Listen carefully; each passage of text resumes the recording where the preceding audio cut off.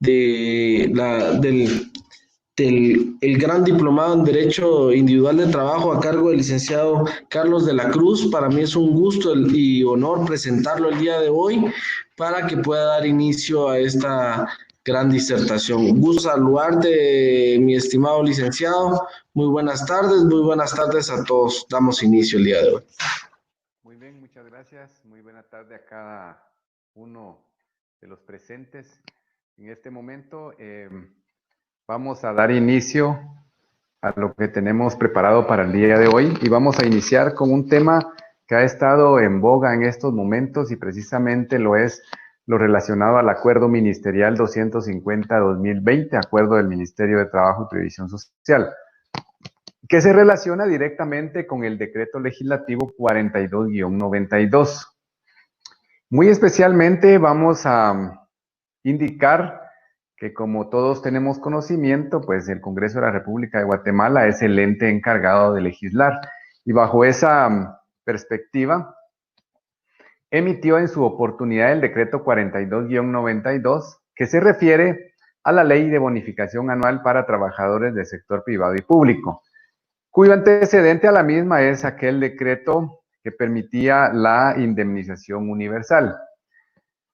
Pero fuera de ello, es importante y para efectos de que, pues de alguna manera todos seamos un tanto críticos y analíticos en cuanto a las normas que se van planteando, es menester que, pues de alguna manera pongamos atención a las bases jurídico-legales que en algún momento dado se han tomado para considerar la emisión de diferentes leyes. Y ello obviamente en materia laboral, concatenado con los principios que informan el mismo, con los principios que sustentan el derecho laboral y con la normativa muy específica en relación a esta materia.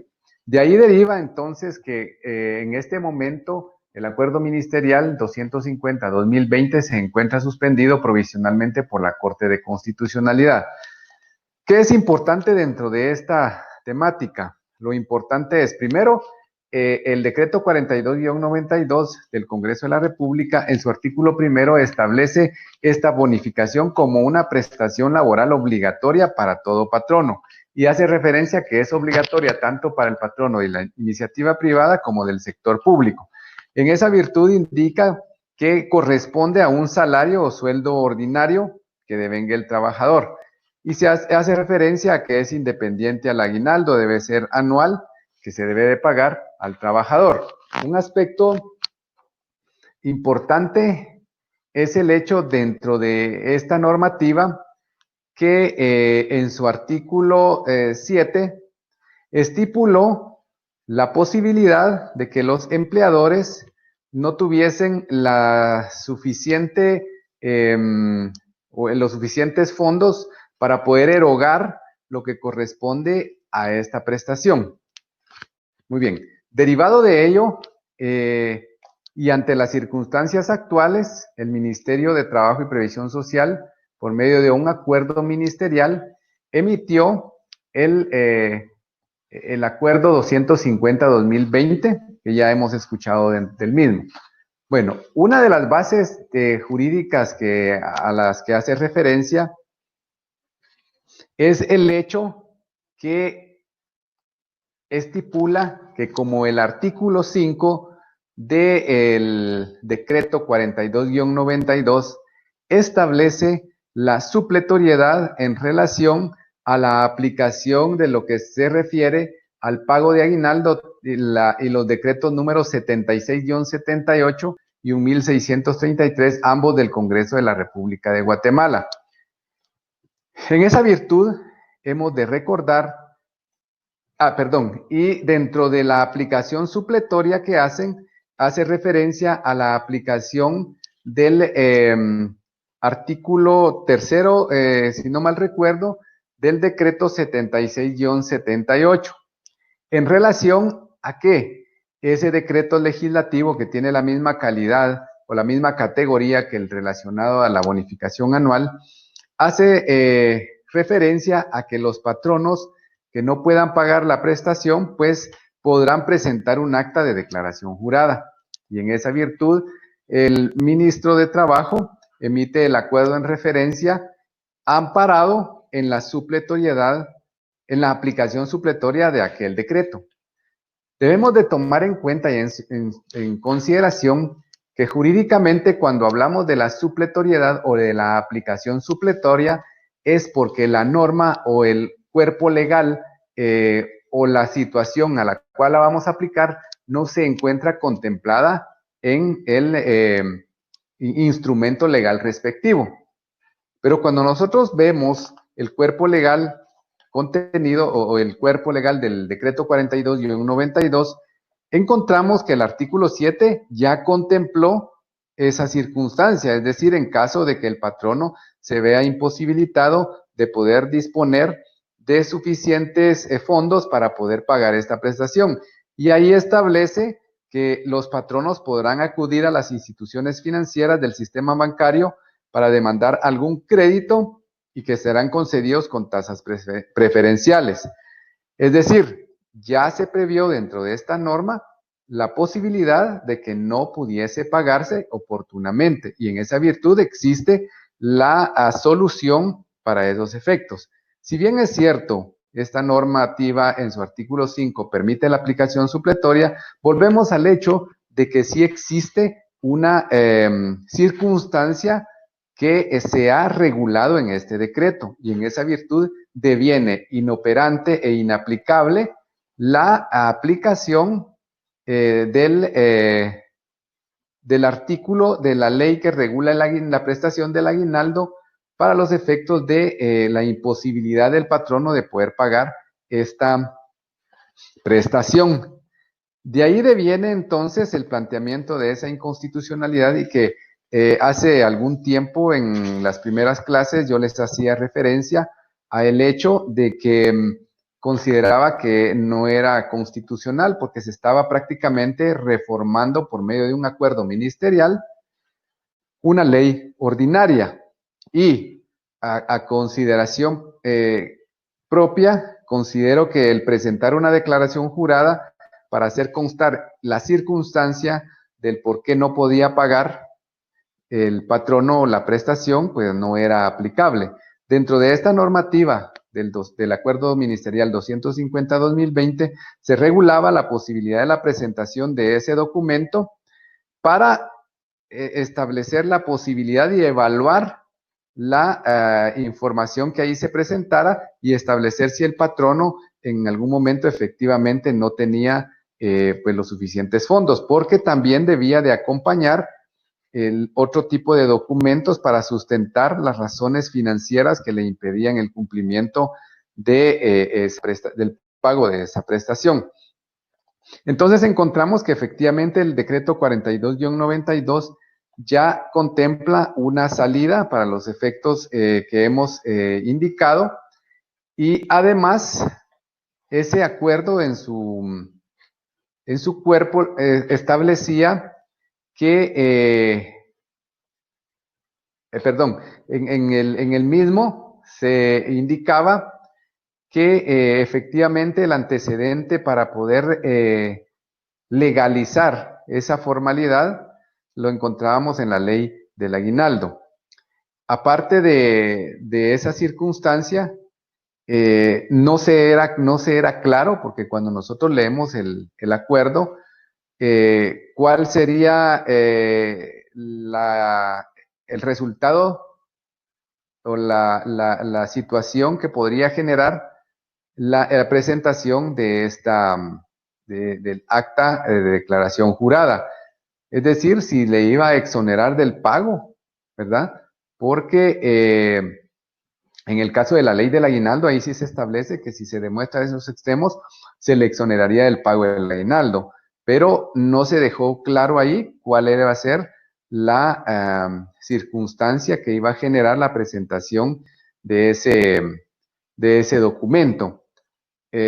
Pudiera considerarse que la posibilidad era de que el patrono intentara llegar a un acuerdo con fundamento en el artículo 20 del Código de Trabajo, para poder ver la forma en cómo se le iba a hacer el pago al trabajador. Entonces, bajo esas circunstancias, ese acuerdo ministerial no podía surtir efectos no podía surgir a la vida jurídica. Y de ahí, por ejemplo, hablamos de la nulidad absoluta que hablamos el día de ayer, es decir, eso es nulo de pleno derecho. Entonces, considero que se violentan los artículos 103 de la Constitución, que se refiere a la tutelaridad, el artículo 154, que se refiere a la sujeción a la ley de todo funcionario, el artículo 157 en cuanto a la potestad legislativa.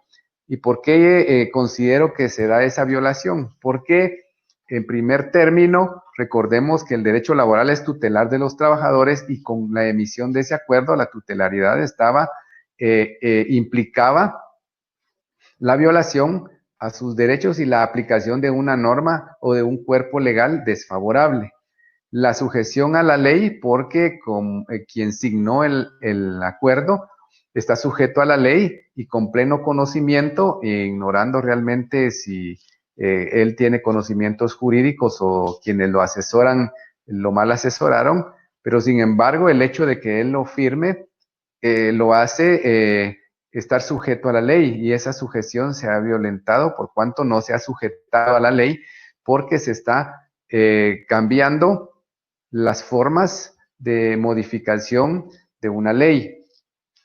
Y en consecuencia se está vulnerando la potestad legislativa que corresponde exclusivamente al Congreso de la República. Por cuanto, si se pretende modificar ese acuerdo, ese decreto legislativo 42-92, pues deberá de ser el Congreso de la República de Guatemala quien lo haga por medio de los procedimientos que se establecen para ese efecto. En esa consecuencia, también se considera la violación de los artículos 183 literal A y 194 literal C de la misma Constitución por la circunstancia de que dentro de es función del presidente de la República sancionar, promulgar y ejecutar las leyes que se emitan, y en este caso fue un acuerdo ministerial que no pasó por esa parte. Asimismo, la refrenda de los acuerdos por parte de un ministro, circunstancia que debe darse dentro del marco de la ley y la juridicidad, es decir, no refrendar documentos que contienen violaciones legales. Este acuerdo ministerial, porque no es ni gubernativo, fue publicado el 10 de julio. Entonces, encontramos exactamente que el mismo, pues en este momento dejó de causar efectos legales a espera de que pues pueda resolverse en definitiva la inconstitucionalidad. Sin embargo, pues definitivamente bajo esa perspectiva y bajo el principio de tutelaridad y la vulneración a la facultad de legislar, la atribución de funciones que no competen y el hecho de que se está pretendiendo aplicar supletoriamente una norma que no corresponde porque ya el decreto 42-92 regula ese extremo. Entonces resulta inviable que pueda aplicarse ese precepto. Además de que ese acuerdo pues no era claro en cuanto al procedimiento, en cuanto a la justificación jurídica real que conllevaría los efectos jurídicos del mismo. Ahora, si bien ese acuerdo ministerial ha quedado sin efecto, podría en algún momento dado darse en alguna forma alguna negociación o modificación parcial temporal del contrato. Recordemos que el contrato de trabajo ya desde el momento en que se firma contiene como mínimo todos los derechos que se establecen en la normativa laboral. Es decir, que aunque no se indiquen, pues ya están contenidos. Y siendo el decreto 42-92 parte del cuerpo normativo de Guatemala, pues se incluye dentro del mismo. Entonces podría darse a tenor del artículo 20 del Código de Trabajo una posibilidad de que se haga en alguna forma o se abra la posibilidad de establecer algún procedimiento con la parte patronal para los efectos de no dejar de cumplir con la obligación del pago de esta prestación. Entonces, solamente es para que nosotros podamos encontrar y ser críticos en relación a las normas que se aprueban, atendiendo a lo que ya hemos visto en las sesiones anteriores y que nos sirven de fundamento para poder ser analíticos también en la determinación del contenido de cualquier norma. Recordemos que en materia laboral, cualquier norma de cualquier rango, pues surte de alguna manera algún efecto importante dentro de la relación de trabajo. Y este es un claro ejemplo de la nulidad absoluta, ¿verdad? Es nulo ipso iure, aunque obviamente va a necesitar una declaración judicial, declaración pues que la Corte de Constitucionalidad va a emitir, y pues con fundamento en estos artículos consideraría que lleva muy buenas posibilidades de que esta inconstitucionalidad pues sea declarada con lugar. Otro cuerpo normativo importante y que se relaciona a las jornadas de trabajo y fue parte de lo que ya hemos visto determinado en el Código de Trabajo, encontramos el reglamento que determina los trabajos no sujetos a las limitaciones de la jornada ordinaria de trabajo. Este es un acuerdo del presidente de la República de 1960 y es el número 346 y su vigencia fue a partir del 15 de enero de 1961. El fundamento dentro de sus considerandos, aparte de las facultades para emitir este reglamento, se encuentra en el artículo 124 del Código de Trabajo. Dentro de estos, encontramos que en su artículo 1 hace referencia a que no están sujetos a la limitación de la jornada ordinaria de trabajo aquellas personas que realicen labores que por su propia naturaleza requieran que el trabajador les dedique más tiempo que el que comprende dicha jornada. Entonces recordemos que hay funciones específicas y vimos algunos ejemplos. Dentro de estos, este reglamento establece los siguientes: los gerentes, los administradores, los apoderados y demás representantes del patrono. Ya vimos el día de ayer en relación al representante del patrono, que dentro de estos se encuentran ellos precisamente por la función que realizan. También encontramos los altos empleados, los empleados de confianza, los que trabajan sin fiscalización superior inmediata, los domésticos y mayordomos de hotel, los trabajadores que desempeñan labores intermitentes, los trabajadores discontinuos o intermitentes propiamente dichos. Aquí hace la enumeración, por ejemplo, los porteros, los ascensoristas, los guardabarreras. Los guardabarreras son empleados de ferrocarril que custodian los pasos del tren. Recordemos que en Guatemala existió en un tiempo el tren y que hoy pues está viendo la posibilidad de habilitarlo. Entrarían dentro de esta categoría porque sigue existiendo esta normativa. Encontramos también los trabajadores de vigilancia subalterna. Encontramos de estos que enumeran los serenos. Los serenos son o eran personas que vigilaban las calles, de alguna manera también vigilaban y controlaban el alumbrado público y asimismo custodiaban llaves de las casas. Encontramos los vigías, y los vigías son vigilantes o personas que se encargaban de vigilar la posibilidad de que existiera algún peligro. Los guardianes, los guardaalmacenes, otra categoría, los trabajos de presencia o espera, como los de pastoreo, ¿verdad? Los pastores, aquellos que se dedican al cuidado de alguna manera de ganado.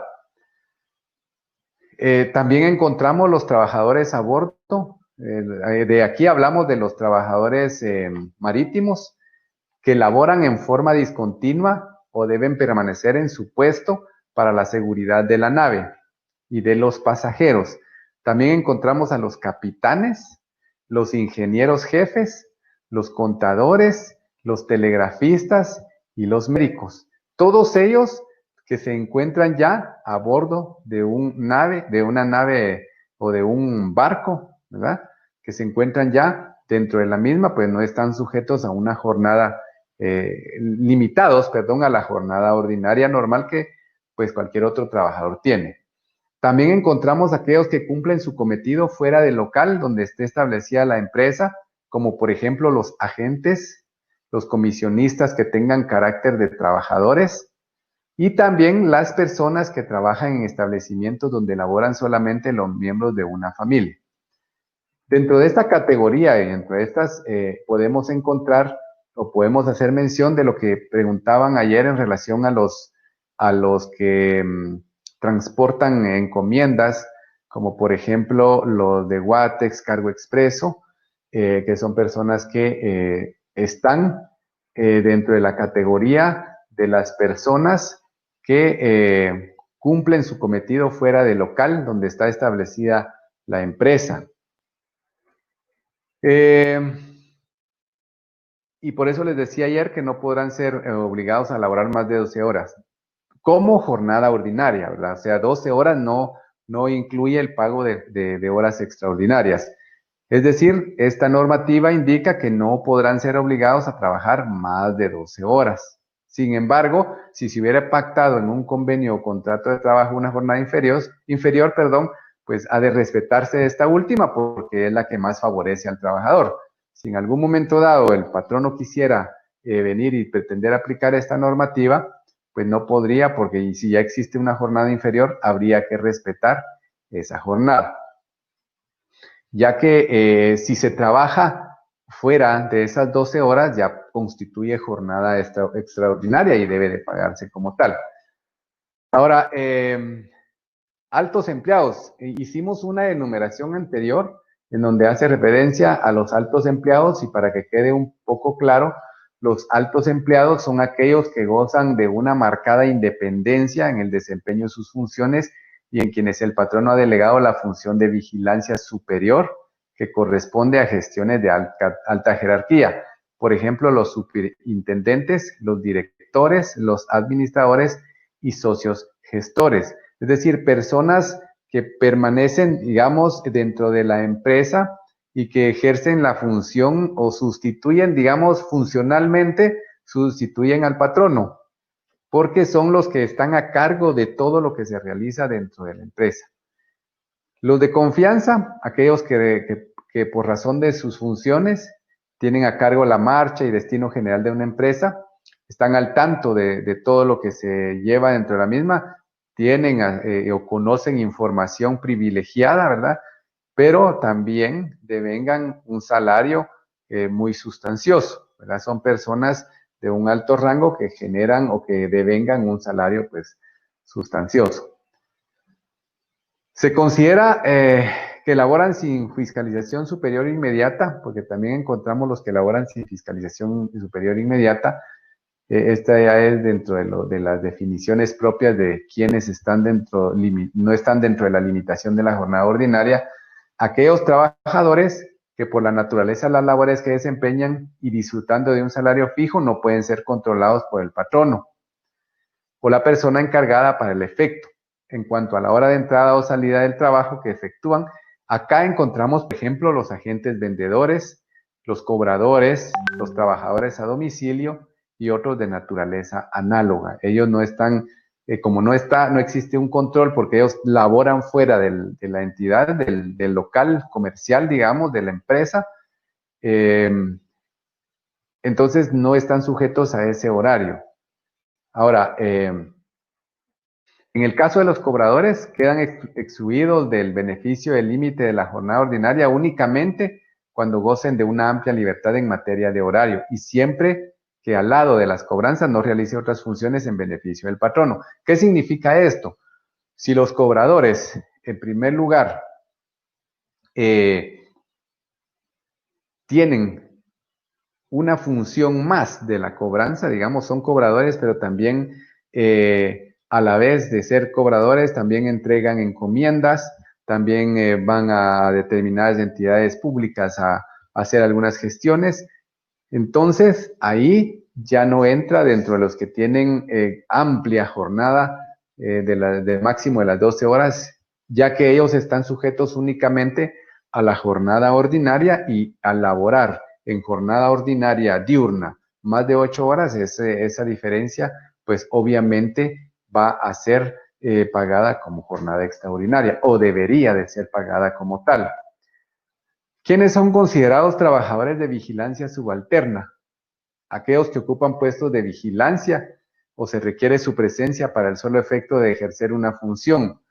Se dedican a funciones de inspección o celo, es decir, vigilancia nocturna, como también como capataces, sobrestantes, veladores, cuidadores, guardarropías, serenos, vigías, guardianes y otros de naturaleza análoga. Personas que por su categoría o por la función ejercen funciones que son propias en el lugar en donde se encuentran y que no hay necesidad de que otros los estén controlando en el lugar, y porque ahí en donde están, pues definitivamente solo es necesario que ellos se encuentren presentes y ejercen funciones en cualquier hora del día o de la noche.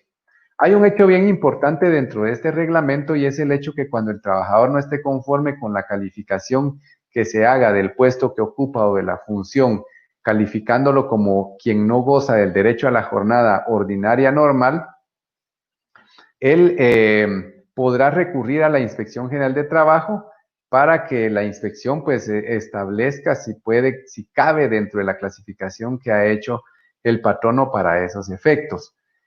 Si dentro de procedimiento administrativo no hubiese ningún acuerdo o no se pudiera resolver el asunto, pues podrá acudir a los tribunales de trabajo para que se haga la declaratoria respectiva, es decir, un juicio ordinario laboral para los efectos de establecer si el puesto al que se alude o el que indica el trabajador está desempeñando y que ha sido calificado por el patrono como puesto, que no goza de la jornada ordinaria normal, sino que va a trabajar dentro de esta jornada de 12 horas como jornada normal o un máximo de 12 horas, pues definitivamente se podrá determinar en la vía judicial si efectivamente existe o no la posibilidad de que se quede dentro de esa categoría.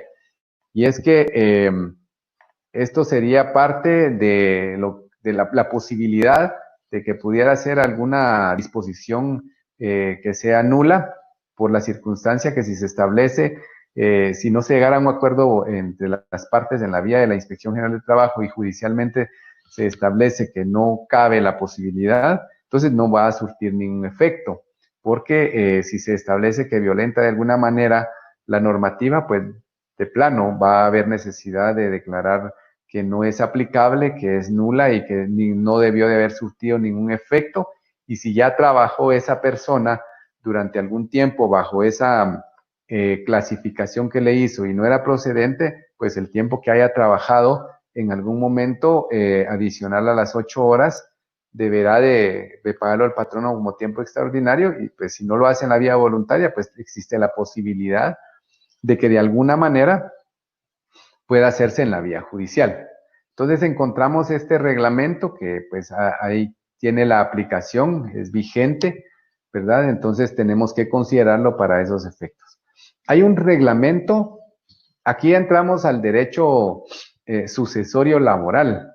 Recordemos que existe un derecho sucesorio laboral por el hecho de que si al fallecimiento de un trabajador hay prestaciones que deban de pagarse aún, pues obviamente hay que reclamarlas. Recordemos que en algún momento dado de la historia hubo necesidad de acudir a un juicio intestado para poder cobrar prestaciones laborales, lo cual pues obviamente iba en detrimento del patrimonio y de esas prestaciones laborales. Acá este decreto de 1979, que es posterior a la emisión del Código de Trabajo, voy a aclarar algo. Dentro del Código de Trabajo, artículo 85 y el 102 constitucional, se establece un procedimiento para designación de quién va a representar o quién va a poder cobrar o quién tiene derecho al cobro de las prestaciones. La aplicación de este reglamento es sin menoscabo de la posibilidad también de aplicar esa normativa. Y es que este decreto hace referencia a que en el caso del fallecimiento de un trabajador que sea de la iniciativa privada, su esposa o la conviviente, los hijos menores o los incapacitados, en ese orden tienen derecho a percibir, además de aquí hacía referencia a la Constitución anterior, hace referencia a que tiene derecho y goza de la facultad estas personas de reclamar o que se les pague las vacaciones, los aguinaldos o salarios pendientes al momento de su fallecimiento, sin más trámites que los señalados en la presente ley, dice, pero eso es un reglamento. En el artículo 2 indica que el procedimiento a seguir es que el patrono procederá a efectuar el pago exigiendo el recibo correspondiente a las cantidades que deba cancelar, es decir, la firma del documento que respalde que él ya pagó, dentro de los 30 días contados a partir del momento en que le fuera presentada la solicitud por él o los beneficiarios del trabajador fallecido. Veamos que este es un procedimiento que es voluntario, digamos voluntario, porque no hay necesidad de acudir para su gestión efectiva a ninguna entidad. Este reglamento también establece que la calidad de beneficiario se prueba con la certificación de defunción o la declaración de muerte presunta. Ese es en el caso de que pues, no exista el cadáver porque la muerte se dio por alguna circunstancia especial de las que nosotros encontramos en el Código Civil. Y obviamente en ese caso pues sí debe de existir una declaratoria judicial por el tribunal competente que justifique debidamente esa muerte y que a través de ella también se justifique el parentesco, es decir, a través de la certificación respectiva. Para establecer el vínculo o la relación que existe entre el trabajador fallecido, ¿verdad? Y quién va a cobrar lo que corresponde. Cuando se haya cumplido esto y se haya efectuado el pago, el patrono queda eximido de cualquier responsabilidad. Y se establece que esta prestación prescribe dentro del término de 2 años a contar de la fecha del fallecimiento. Veamos que aquí se regula una prescripción, aun cuando diferente, ¿verdad? Para la indemnización, aun cuando se incluye la misma acá. Recordemos que dentro del Código de Trabajo nosotros encontramos que para el reclamo de la indemnización, el cobro prescribe en 2 años, pero aquí es una situación muy especial porque obviamente, prescribe en su cobro en 30 días, pero aquí es una situación muy diferente porque no va a estar el trabajador, ha fallecido, es una circunstancia muy especial y la familia pues deberá de tener el tiempo suficiente para poder cobrarlo. Dice que cuando exista, digamos, hayan 2 o más personas que se consideren beneficiarios, será resuelta la disputa por medio de un auto que emitirá la inspección de trabajo, es decir, se pondrá de conocimiento de la inspección. Los beneficiarios menores de edad o los incapaces serán representados por la persona que esté en el ejercicio de la patria potestad, es decir, si fue el padre el que murió, pues tendrá que ser la mamá, ¿verdad? Si no la hubiere, se procederá en la forma que determine el Código Civil. ¿Qué significa? Que debe de existir un tutor legalmente declarado. Entonces, para que pueda representar a los menores, y recordemos que en este caso hace referencia a que los que podrán o tendrán derecho son la esposa, la conviviente, los hijos menores o incapacitados. Por ello es que se habla en ese artículo lo relacionado a cómo o quiénes van a representarla. Cuando hablamos de conviviente, no necesariamente tendrá que demostrar o declararse una unión de hecho judicialmente. Porque, por ejemplo, si hubo hijos comunes, pues definitivamente eso podría demostrar la convivencia, pero podrán decir ustedes, bueno, puede ser que existan hijos, pero ya no hayan convivido juntos, pero recordemos que entonces entran los derechos de los hijos menores o incapacitados, porque también tienen derecho a percibir y a ser beneficiarios de esta prestación. Ello obviamente no obstaculiza la aplicación de ese procedimiento. Vamos a ver dentro de esta sesión parte de algunos incidentes que se tramitan en materia laboral, hablamos de incidentes no porque se tramiten exactamente como lo establecen los artículos del 135 al 140 de la ley del organismo judicial, sino que porque son circunstancias accidentales que surgen durante la relación laboral o durante la tramitación de un proceso en especial. Y en ese sentido, entonces, encontramos, haciendo una enunciación de los mismos, encontramos incidentes por declinatoria, los incidentes por inhibitoria, que son diferentes, los procesos incidentales, que vamos a ver, los incidentes de beneficiario de prestaciones por causa de muerte, que era lo que les hacía referencia, los incidentes de legalidad o ilegalidad de una huelga o de un paro, acordados y mantenidos de hecho, el incidente para autorización de terminación de la relación laboral, los incidentes de lanzamiento en los casos de vivienda proporcionado a los trabajadores por los patronos, los incidentes de consignación de prestaciones laborales. Entonces encontramos una gama de incidentes. Obviamente dentro de estos también podemos encontrar algunas otras cuestiones incidentales que también vamos a ver. Según Guillermo Cabanelas, el término incidente se deriva del latín incidens, que suspende o interrumpe, que significa eso, y de cadere, que es caer una cosa dentro de otra. En general significa lo casual, lo imprevisto o lo fortuito. ¿Y por qué es importante que consideremos esto? Porque en materia laboral las cuestiones incidentales son muy especiales, incluso existen cuestiones incidentales digamos, autónomas, independientes, sin necesidad de que exista un proceso previo. Generalmente tenemos esta definición porque es una cosa dentro de otra. Entonces, se denomina incidente a todo aquel acontecimiento o artículo que sobreviene accesoriamente, y eso es lo que les decía, al curso de la instancia, que tuviera relación con el objeto principal del pleito y no se hallara sometido a procedimiento especial. Y se caracteriza por su resolución, rápida y sumaria, es decir, una vía mucho más expedita. En Guatemala, ni el Código de Trabajo ni la ley del organismo judicial define realmente qué es un incidente. Sin embargo, siendo que el proceso es una sucesión de actos, es decir, un conjunto de fases procedimentales que tienden a lograr un procedimiento, ese es el objetivo, pues es lógico que pensemos que pueden surgir cuestiones o acontecimientos paralelos que hay que resolver. Y para ello, obviamente, hay que utilizar algún procedimiento mucho más rápido, que permita de alguna manera resolver ese mini conflicto dentro del conflicto principal.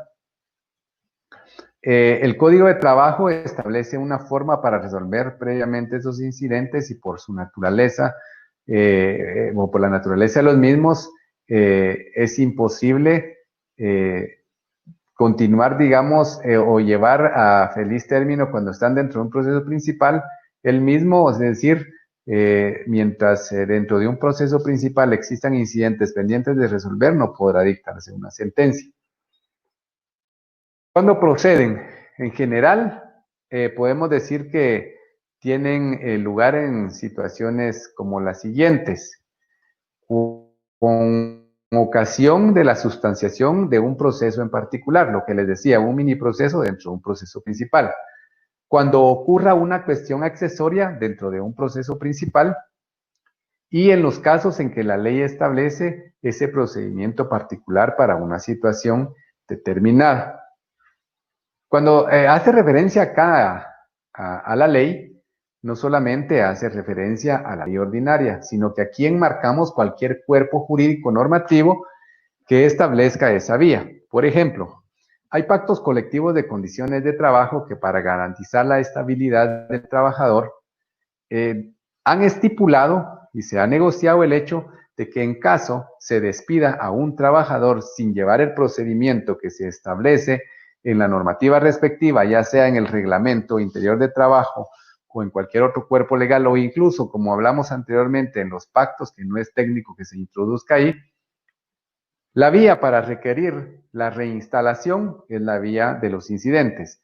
Les doy un ejemplo porque existe esto, pero también existe otras circunstancias que regulan la misma situación, un pacto, pero que determinan la vía ordinaria. Pero sí existe, por ejemplo, que se va a dilucidar esa situación o cualquier otra por la vía de los incidentes.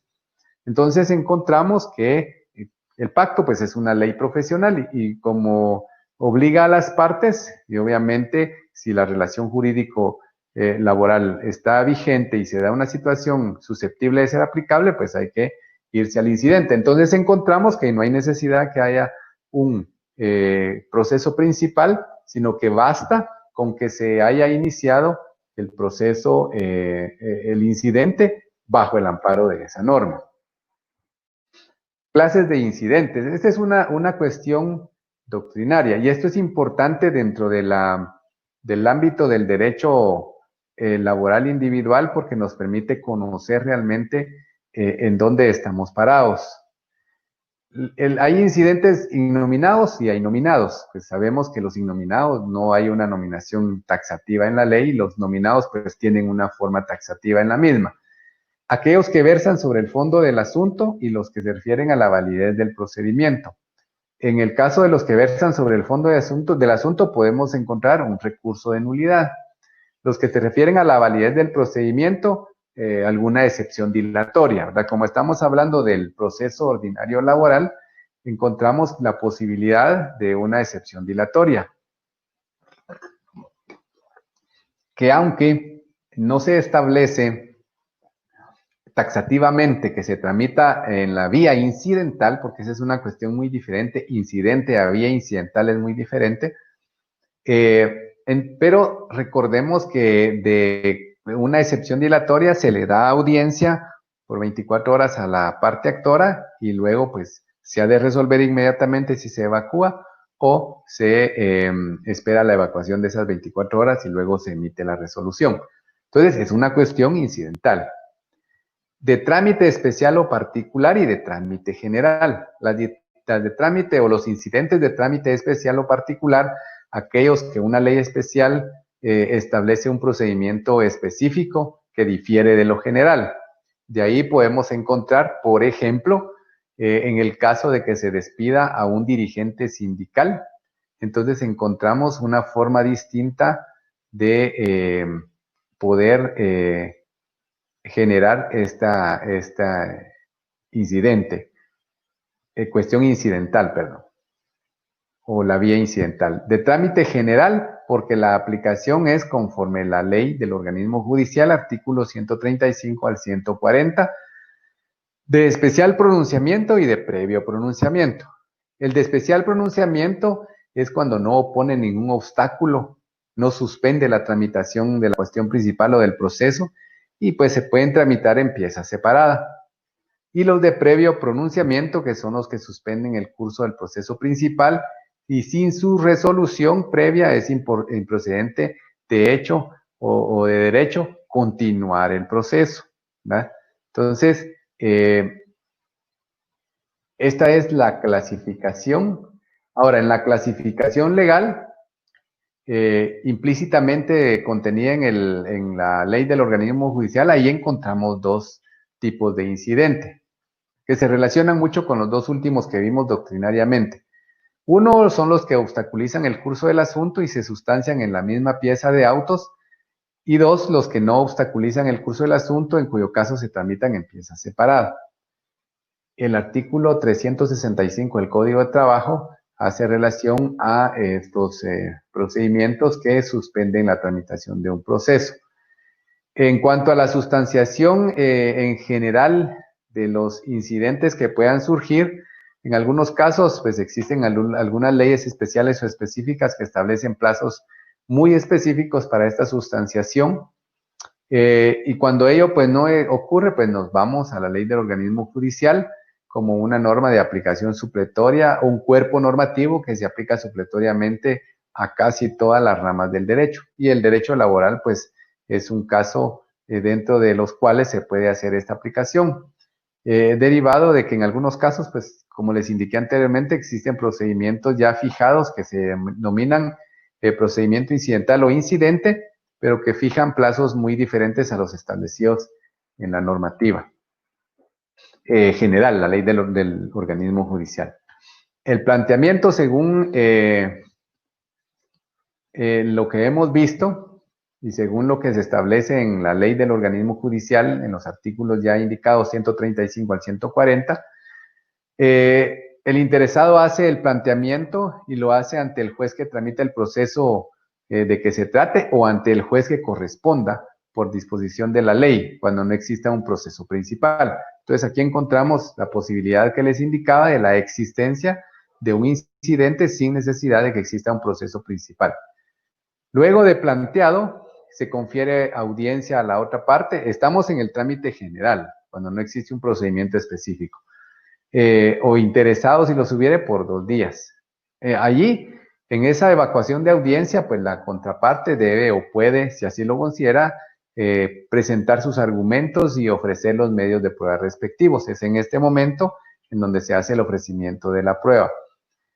Si hubiera alguna cuestión de hecho y si se considera así pertinente, pues, o si alguno de los interesados lo solicita, de igual manera, si lo solicita alguna de las partes, pues hay que sopesar si se abre o no a prueba. Entonces se abre a prueba por 8 días. 8 días en los cuales se han de recabar las pruebas para poder resolver el incidente. Y es que recordemos que acá se van a diligenciar las pruebas que se han ofrecido al momento de plantear el incidente y al momento de evacuar la audiencia. Fuera de esos momentos procesales, cualquier otro documento o medio de prueba que resulte por ahí deviene extemporáneo. Vencido el periodo de prueba, si se decidió aperturar o si se omitió, dentro de los 3 días siguientes a que se haya evacuado la audiencia, si no se abrió prueba o transcurrido los 8 días del periodo de prueba, se emite el auto respectivo. En términos generales, esta resolución es apelable, y digo en términos generales porque hay limitaciones en muchos casos. Y aquí dice, salvo que alguna ley lo excluya, alguna ley especial, o en el caso de los incidentes resueltos por tribunales colegiados, ahí sí ya no hay recurso que proceda más que la posibilidad de la acción constitucional de amparo. Y en el caso de que pues proceda la apelación, el plazo para apelar es de 3 días. En términos generales también tiene efectos suspensivos en estos incidentes que ponen obstáculo al asunto principal. En los otros casos no tendrá efectos suspensivos y el asunto principal ha de continuar. Mientras la sala conoce la apelación, pues ha de continuar la tramitación del proceso hasta que se encuentre en estado de resolver. Si no ha sido resuelta la apelación, pues ahí se suspende, no se emite sentencia, si no se espera hasta que esté debidamente resuelto ese incidente. El incidente por declinatoria. El artículo 309 del Código de Trabajo establece taxativamente que aquel que sea demandado o requerido para la práctica de una diligencia judicial ante un juez que estime incompetente por razón del territorio o de la materia, puede ocurrir al que está conociendo pidiéndole que se inhiba de conocer en el asunto y remitir lo actuado al juez que corresponda. Se debe plantear dentro de 3 días de notificado. Aquí hay algo que es importante resaltar, y es el hecho que para plantear cualquier cuestión de incompetencia solamente tiene 3 días. En este caso, en la mayoría de ocasiones es el patrono para poder plantear la cuestión de incompetencia. Es decir, recordemos que por cuestiones de tiempos y de agendas, los juzgados no señalan o no conocen una audiencia casi que de inmediato, porque esos 3 días es a partir de que le es notificada la demanda. Por lo regular, después de notificada la demanda, pues pasan más de 3 días para celebrar la audiencia. En esa virtud, ello impide que pueda plantearse la excepción dilatoria de incompetencia, como muchas veces se pretende, porque si se plantea en el momento de la audiencia y han transcurrido más de los 3 días, esa excepción es extemporánea, porque existe un procedimiento específico en el Código de Trabajo para poder dilucidar la cuestión de incompetencia. Y aquí vemos cuando es el demandado el que está pidiendo al juez que decline de conocer. También ese mismo artículo regula que el que considere que el juez que está conociendo no es competente, sino que es otro, puede concurrir al juez que considera competente para que éste le requiera los autos a el juez que está conociendo. Obviamente esto también va a conocerse en la vía de los incidentes y también tiene que plantearse dentro de los 3 días de notificado el demandado, de notificado de la demanda. Solo les voy a pedir que me disculpen, ahí días en la diapositiva anterior, en esta no le coloqué la tilde, pero lleva tilde. Entonces, en este caso tenemos el incidente por declinatoria e incidente por inhibitoria. Los efectos pues son los mismos, sin embargo el planteamiento se hace ante juez diferente, la declinatoria ante el juez que se considera incompetente y la inhibitoria se hace o se plantea ante el juez que se considera competente. En este caso, pues obviamente hay que resolver el asunto recibiendo, se hace el ofrecimiento de prueba correspondiente y se resuelve como un incidente conforme a la ley del organismo judicial. Es importante que conozcamos algunos aspectos importantes en relación a estos incidentes que pueden plantearse. Y es que muchas veces se equivoca la vía y se hace de alguna manera un planteamiento erróneo. Recordemos que del conocimiento de la normativa implica una buena defensa o implica una mala defensa, o implica una buena asesoría en el caso del actor o una mala asesoría. Jurisprudencialmente se ha establecido que cuando se está atacando una demanda de simulación del vínculo laboral, no puede alegarse la falta de competencia, ¿verdad? No puede atacarse la competencia. Se indica, copié textualmente una parte, dice, toda vez que la existencia o no de la relación laboral sostenida entre las partes es materia de discusión ante los juzgados de trabajo mediante el juicio de conocimiento respectivo, siendo esto precisamente la vía instada. Ahí se indicaba que efectivamente la vía instada dentro de ese proceso era el correcto porque se estaba demandando la simulación laboral. Dentro de esto también se hace referencia a que no es posible atacar de la competencia del juzgado laboral porque para constatar si efectivamente existe o no una relación laboral entre quien demanda el pago de las prestaciones laborales y a quien se le requiere, el juez natural de trabajo y previsión social debe ser muy cuidadoso y ha de tomar en cuenta la mayor cantidad de evidencia que sea aportada al juicio debido a que se trata de un presupuesto que resulta esencial para hacer o no una condena. Porque obviamente esta debe de recaer en la persona que realmente haya tenido la calidad de patrón en una relación de trabajo, que como tal revista esas características que impone el Código de Trabajo, como vimos, las características esenciales o elementales de un contrato laboral. Estos son argumentos que se encuentran dentro de una sentencia de la Corte de Constitucionalidad, que ya les voy a dar el número, indica en dónde se hace referencia a eso de por qué no se puede atacar la competencia, por estas razones. Se indica también que el vínculo jurídico que caracteriza la relación laboral no puede ser evaluado liminarmente, porque hacerlo mediante una cuestión de falta de competencia es hacerlo liminarmente, salvo en aquellos casos cuando exista suficiente prueba que evidencie que no existe un vínculo laboral, pero en la mayoría de casos ese vínculo no se puede dilucidar mediante una cuestión de esa naturaleza. Además, porque ese vínculo, realmente si existe o no un vínculo laboral, casi en un 99.9%, amerita un estudio mucho más profundo. Es realmente la existencia o no de una relación de trabajo cuando se alega simulación laboral, requiere de un análisis mucho más profundo y es una cuestión de fondo. ¿Por qué es cuestión de fondo? Porque es en donde se va a diligenciar toda la prueba que puede existir, que haya ofrecido el actor y que pueda ofrecer la parte demandada, para poder determinar qué efectivamente pasó ahí.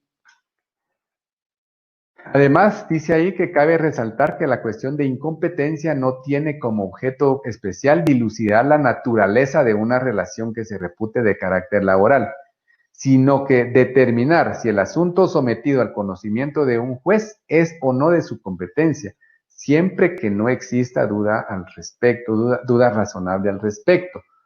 Entonces encontramos que no se puede fundamentar un requerimiento o para plantear una inhibitoria o una declinatoria, indicar que el juez no es competente porque no es de materia, no es el asunto no es laboral, que es lo que comúnmente se alega dentro de estos planteamientos. Entonces se ha dicho por la Corte de Constitucionalidad que no puede dilucidarse el fondo de un asunto por medio de la cuestión citada, puesto que para ello es necesario que el juez que conoce el asunto principal efectúe un análisis profundo sobre todas las constancias procesales y no solamente en una parte de ellos. Al no hacerlo, desvirtuaría la naturaleza del proceso de conocimiento que promovió la actora. ¿Por qué? Porque estaríamos resolviendo la cuestión de fondo por medio de una cuestión incidental y dejaríamos prácticamente el proceso sin materia. Porque es por medio de su tramitación que deben valorarse los elementos de convicción para lograr concretar y acreditar los hechos descritos por las partes. Por eso les decía que es necesario valorar toda la prueba, tener a la vista toda la prueba. Y ello obviamente va a suceder hasta el momento que pueda emitirse la sentencia respectiva y pueda de verdad determinarse si existió o no una relación laboral. Podría ser que en algún momento dado se suscitaría una circunstancia en las cuales hasta en sentencias se indique que no existió una relación laboral, pero ya eso dependerá de la valoración de toda la prueba, de haber dado la oportunidad a ambas partes de poder generar la prueba suficiente para no tener una cuestión anticipada. Estos argumentos los encontramos en estas sentencias 1162-2013, 443-2014, 1742-2014 y 102-2015. Vemos que no son sentencias muy antiguas y sobre esa base se ha erigido la cuestión de la no planteamiento o no poner en tela de juicio la competencia de un juzgado de trabajo si se está basando o el alegato principal es que no existió una relación laboral o que no tiene competencia porque la naturaleza de la relación es de otra índole. Entonces encontramos que no es posible y que en todo caso de presentarse, pues ya sabemos los resultados, devendrá improcedente y ello obviamente lo único que deja pues es un paso más dentro del procedimiento, pero no afecta en nada el fondo del mismo. El planteamiento de los conflictos de esta naturaleza, veamos, cuando se hace el planteamiento del conflicto de falta de competencia por declinatoria o por inhibitoria, desde el momento en que se plantea, se suspende el trámite del proceso y se podrá conocer, se suspende el trámite del proceso y se habilitará la continuidad del trámite del proceso hasta que se dicte el auto respectivo. Aun cuando se apele, porque si se apela, la apelación se otorga sin efectos suspensivos. Y a eso hace referencia esta sentencia. Acá hace referencia que originalmente existió el planteamiento de una cuestión de duda no de duda de competencia, sino de falta de competencia del tribunal, una cuestión en donde se le pedía al juez que declinara el conocimiento, entonces se le dio el trámite respectivo, estando tramitándose en trámite la cuestión de declinatoria, la parte demandada de igual manera planteó un recurso de nulidad. Cuando el juez de primera instancia resolvió, rechazó la nulidad, dijo que no le daba trámite porque se encontraba suspendida la jurisdicción desde el momento en el cual se planteó el conflicto de competencia. Entonces, acá hace referencia a que si bien hay una cuestión de declinatoria, no debió haberse rechazado la nulidad para su trámite por la razón de que se encontraba suspensa, sino que en todo caso, ahí lo que procedía es pues que previo a resolver sobre esa petición se resolviera la falta de competencia que se aducía. Es decir, si bien la normativa establece que no puede continuarse la tramitación del asunto principal mientras no esté resuelta, ello no implica que cualquier otro planteamiento que se presente se rechace bajo ese argumento. Acá hace todo un antecedente de lo que yo les estoy explicando, y en esa virtud, acá se indica que al momento en que la cuestión de competencia fue resuelta, aunque se haya ido a la sala, en ese momento era procedente dar continuidad a la tramitación del recurso de nulidad.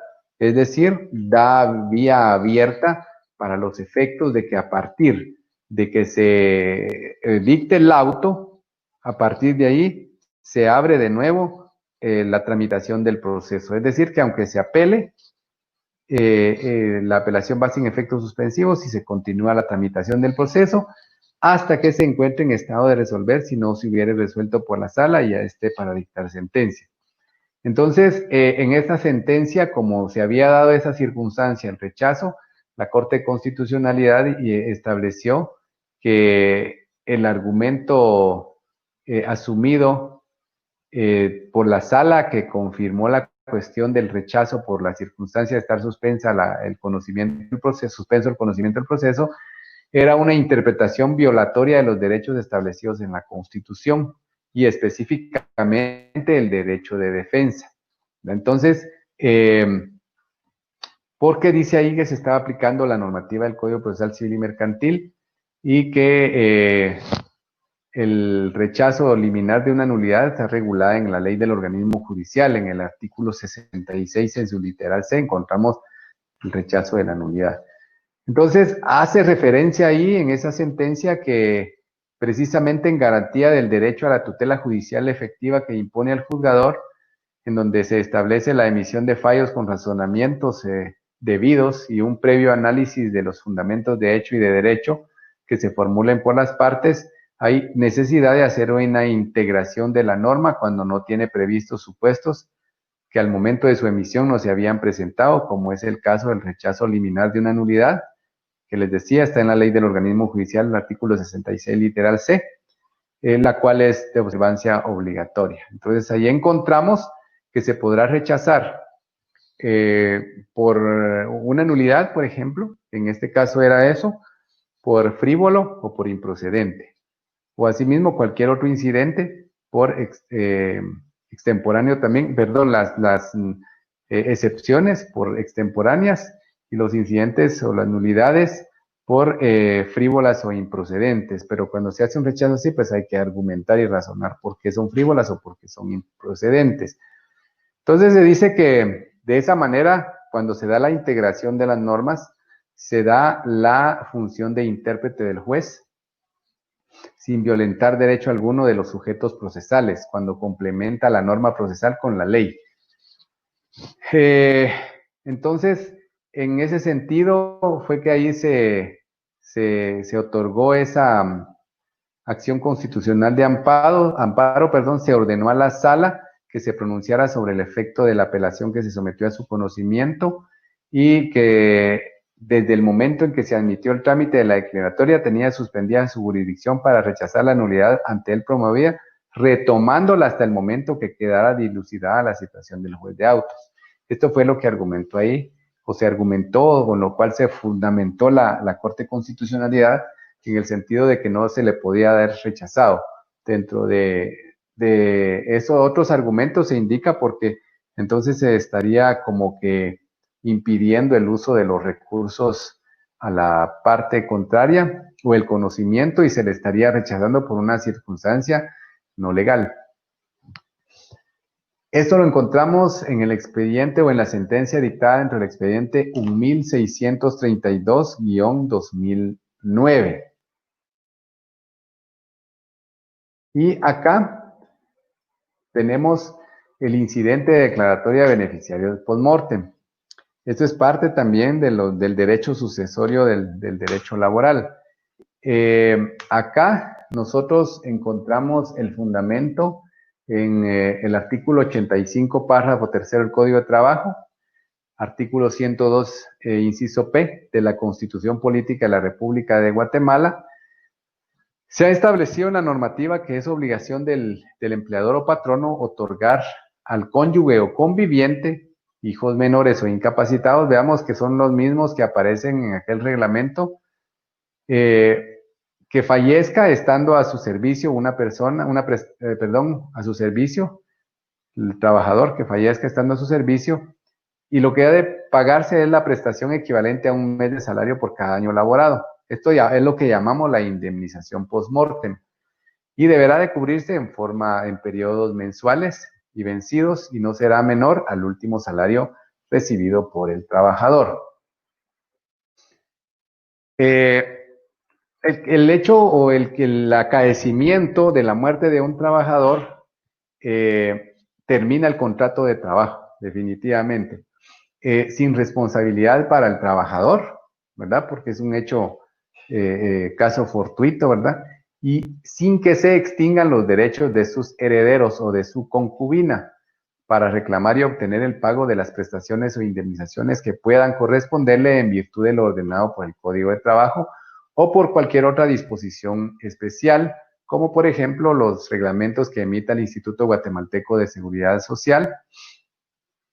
El precepto indicado pues atribuye el conocimiento de estas circunstancias a los juzgados de trabajo y previsión social, y consistentes en que el trabajador y por esa causa sea promovido el incidente allí contemplado. El órgano jurisdiccional debe emitir declaración que enuncie quién es la persona o personas a quienes les corresponde la calidad de beneficiarios del fallecido para reclamar el pago de la indemnización post-mortem y otras prestaciones debidas. Aquí hay una circunstancia bien especial. Primero que vimos aquel reglamento y la posibilidad de que pues voluntariamente el patrono pague. Por lo regular lo que va a suceder es de que los que tienen derecho van a acudir al juzgado para iniciar el incidente post-mortem. Ya sea porque el patrono no quiere pagar nada, porque no reconozca ningún derecho al trabajador, o porque el mismo patrono en algunas ocasiones le requiere para él tener mayor certeza que exista la certificación del auto en donde les diga que ellos son los beneficiarios.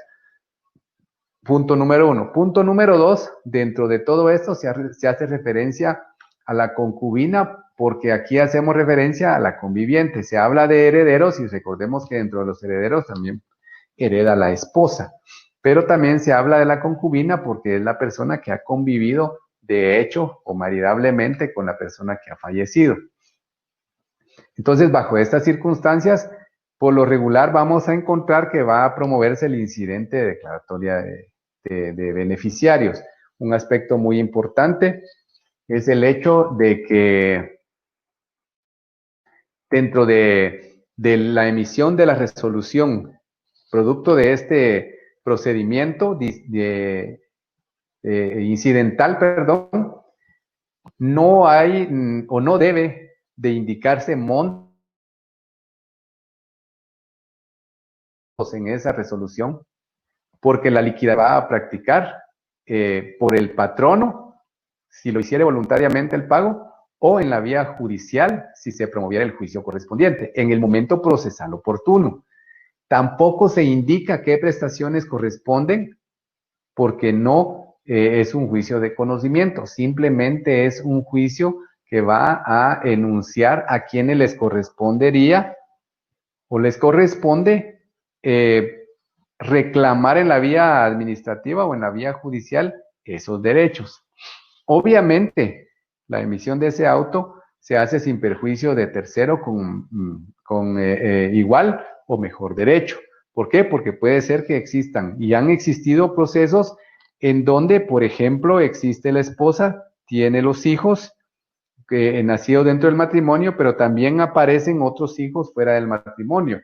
Y resulta que quien promovió el incidente es la esposa y los hijos menores, y resulta que después también aparecen terceros que tienen derecho de igual manera, los hijos, por ejemplo. En el caso de que exista la esposa, reclamando e hijos menores, si exista una conviviente con hijos menores, pues acá obviamente la preferencia se va a dar por sobre la esposa, que en todo caso le correspondería el reclamo de ese derecho en representación de ella misma y obviamente de los hijos dentro y fuera del matrimonio, pero no es una cuestión en donde se va a declarar existencia propiamente de derecho alguno en relación a qué prestaciones, en relación a qué montos, en relación a qué periodos, o incluso tampoco se hace como que una cuestión de indicar exactamente que lo obligado a pagar es el patrono tal. Si bien es cierto, se promueve en contra del patrono el incidente y se le da audiencia al patrono al que se dice, con el que se dice trabajó, dentro del incidente en ningún momento se asevera que él es el patrono, que él fue el patrono, que él es el obligado. Simple y sencillamente corresponde a estas personas hacer el reclamo respectivo. Encontramos amparo en sentencias de la Corte de Constitucionalidad dentro de los expedientes 199-2000, sentencia del 3 de agosto del año 2000, 674-2003, es el otro expediente, de sentencia de fecha, perdón, la primera vimos que es del 3 de agosto del año 2000, la segunda, 674-2003, estas fechas no corresponden a esta sentencia, pero la sentencia sí fue emitida entre el expediente 674-2003. Hay una del año 2000 y un expediente del año 2000 y un expediente del año 2003. Entonces encontramos, esto es parte de ese derecho sucesorio. ¿Por qué? Porque encontramos que hay una facilidad para quien va a reclamar un derecho laboral, para los derechohabientes, digamos, en este caso, y no llevar el juicio intestado, porque en muchas ocasiones ha sucedido que incluso hay un desconocimiento de la normativa y existen representantes de la mortual que comparecen en un juicio ordinario ya nombrado dentro de un juicio intestado. Y cuando vamos a ver, la única razón de promover el intestado es el cobro de las prestaciones. Y entonces acá vemos que tenemos que tener pleno conocimiento de cuáles son las cuestiones que pueden suscitarse, cuál es la vía correspondiente para no hacer incurrir en gastos innecesarios, porque recordemos que para llevar el juicio intestado, pues lleva una serie de pasos, una serie de procedimientos y una serie de gastos, que quizá cuando ya vaya a terminar, se gastó más de lo que correspondería en prestaciones. Por el día de hoy nos quedamos ahí. Yo quisiera saber si hay algunas preguntas, doctor Denis.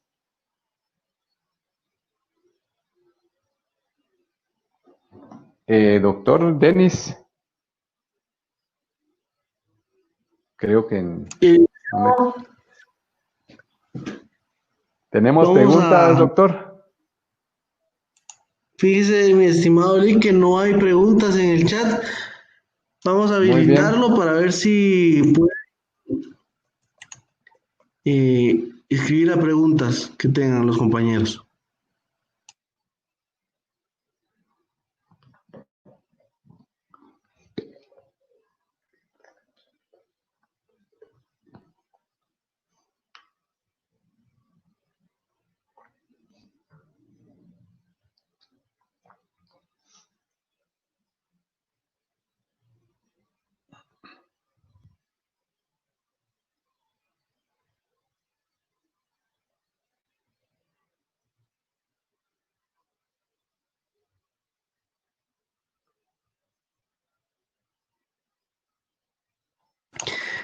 Vamos a dar un minuto para que si tienen alguna pregunta y que la puedan escribir ahorita en el chat. Gracias.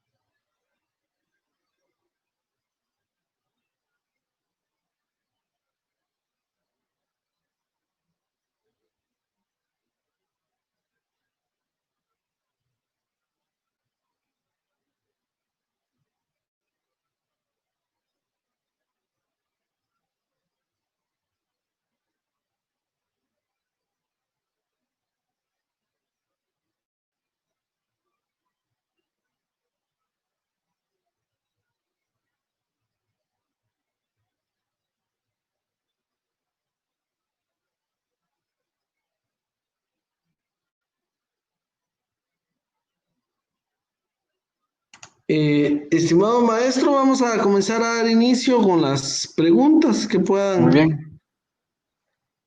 Bueno, muy buenas noches, dicen varios comentarios y que están presentes en la presente eh, conferencia. Y aquí tenemos la primera pregunta. Dice Juan Alberto González Jacobo, ¿en qué casos debe inhibirse un juzgador de conocer en primera o en segunda instancia? Bueno, por ejemplo, hablamos de razón del territorio, más que todo hablamos del territorio. Cuando nos vamos a las reglas de la competencia y específicamente cuando nos encontramos ante la circunstancia del lugar en donde ejecutó sus labores el trabajador, si es en un solo lugar, esa podría ser una razón para inhibirse, considerando que, digamos, la circunscripción departamental en donde prestó sus servicios es diferente a donde planteó su demanda. Pero en este caso hay que recordar también que tenemos que ver qué más le favorece al trabajador, porque si, por ejemplo, él bien pudo haber trabajado en Chimaltenango, digamos, y vivía en Guatemala, entonces cuando demandó en Guatemala, habría que ver esa cuestión. Por eso es que es necesario que sean las partes las que promuevan la cuestión de competencia, porque de esa manera podría determinarse ya debidamente si favorece o no al trabajador. Por ejemplo, podría ser por cuestión de la materia, que realmente se determine que no es materia laboral lo que se está demandando, pues ahí podría ser. Pero las dos razones es por cuestión de la materia y por cuestión del territorio. Ahí el artículo 309 del Código de Trabajo indica esos dos extremos.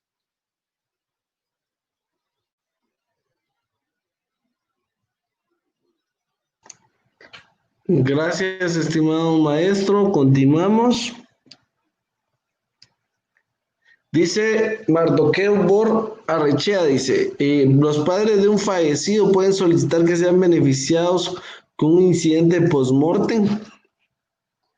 Bueno, acá pues recordemos que la norma nos establece en primer término la esposa, la conviviente, los hijos menores de edad o incapacitados.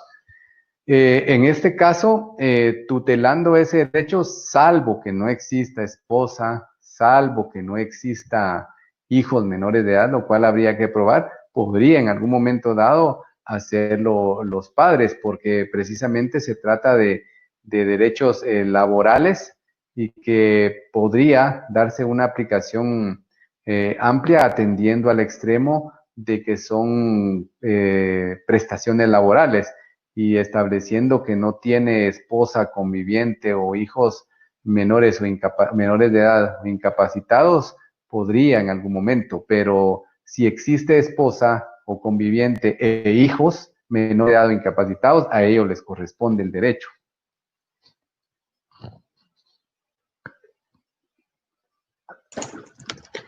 Gracias, estimado licenciado. Seguimos. Dice Oscar Vicente Carpio Pinot, si no es casado, no tiene hijos ni padres vivos, pueden los hermanos hacer el reclamo post-mortem y le corresponde al mayor o a todos.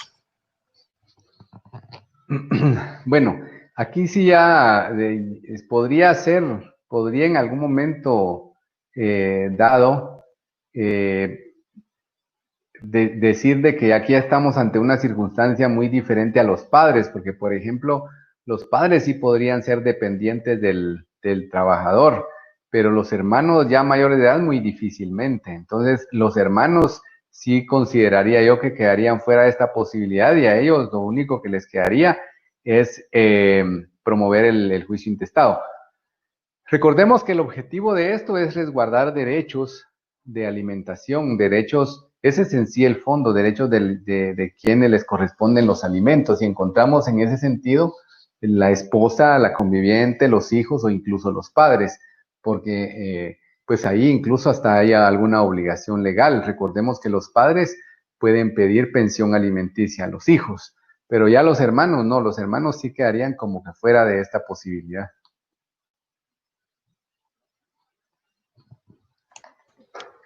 Gracias, estimado maestro. Continuamos.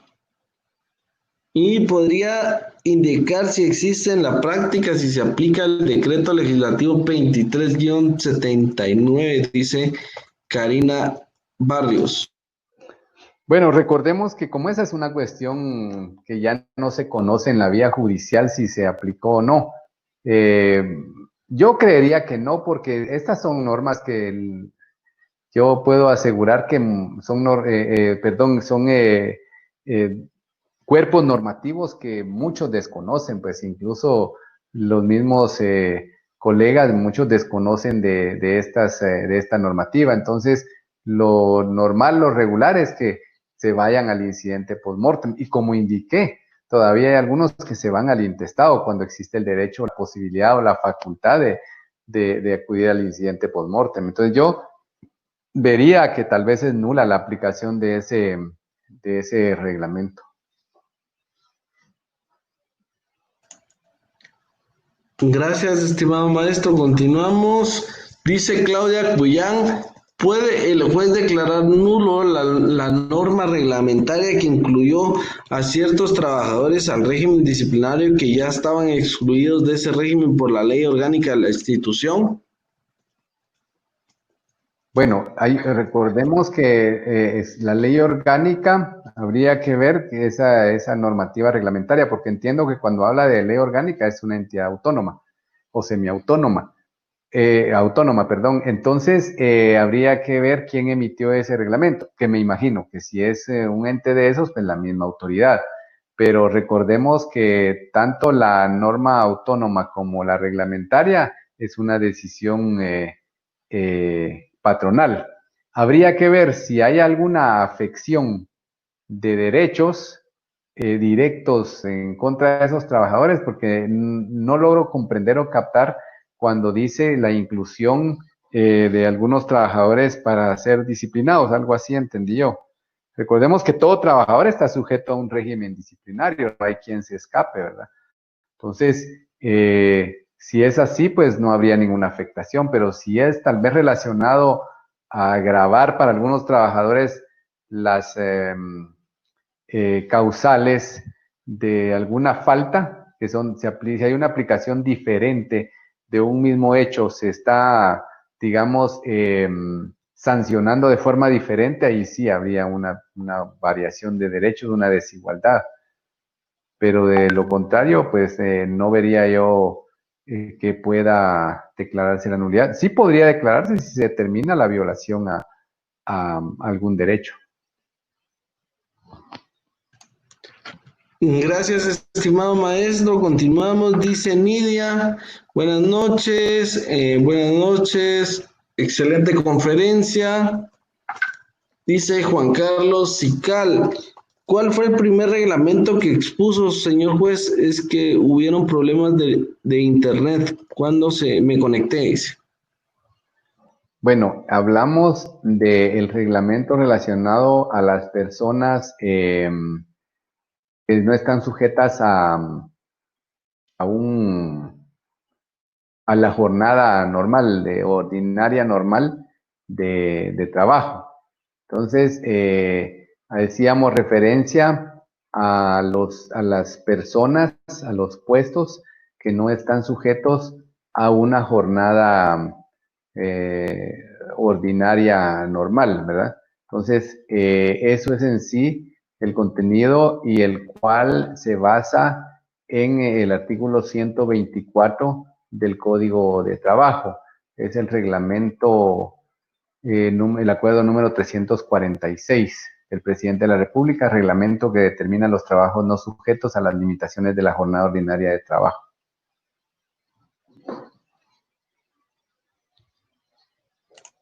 Gracias, estimado maestro. Continuamos, excelente conferencia. Y si pudieran compartir el material de las presentaciones, vamos a consultarle al licenciado. Continuamos, dice Blanca Zulema Azurdia. ¿Podría la esposa de un empleado contratado bajo renglón 029 que ha fallecido demandar para el pago de prestaciones argumentando que él tenía una relación de dependencia? Sí, pero primero tendría que iniciar el incidente post-mortem, porque primero tendría que declarársele beneficiaria, pero sí podría hacer la demanda. Gracias, Lick. Dice Ingrid Maritza Natareno, en el caso de promover incidentes post-mortem, ¿este sería unilateral o existe una contraparte que sería el patrono? Por eso les explicaba que a quien se le, digamos, la parte incidentada es el patrono, a quien se dice, con quien se dice mantuvo una relación. Por eso expliqué también que dentro del auto no se indicaba exactamente quién era el patrono que debía de responder. Si bien se promueve en contra del supuesto patrono, porque no se asegura nada ahí, sí es al patrono al quien se le corre audiencia.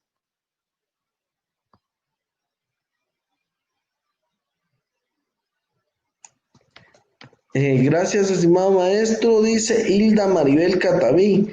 En relación al reglamento especial de jornadas en el Estado, los médicos argumentan que por la naturaleza de su trabajo no deberían tener un horario. ¿Esto es legal? Recordemos que en el caso de este reglamento, en relación a los médicos, únicamente aplica para los que están a bordo de una embarcación en un viaje.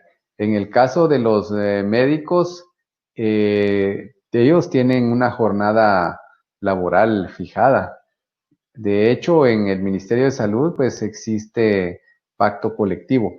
No recuerdo si ahí se fijó la jornada, pero el médico sí tiene una jornada ordinaria, si es diurna, si es nocturna, si es mixta, regulada debidamente. No es abierta la posibilidad de que no están sujetos a un horario específico en cuanto a la jornada.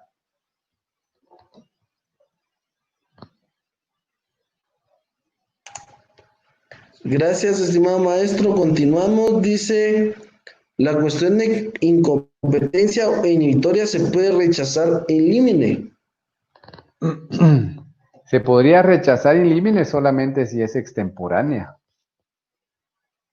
Recordemos que toda petición fundada en derecho tiene que resolverse, pero digamos que se diga que es frívola o es improcedente, sería muy arriesgado hacerlo. Podría hacerse y podría hacerse la argumentación respectiva, pero sería como que muy arriesgado hacerlo por cuanto si hay argumentos y de alguna manera hay algún sustento para entrarla a conocer, habría que conocerla porque está en tela de juicio la competencia.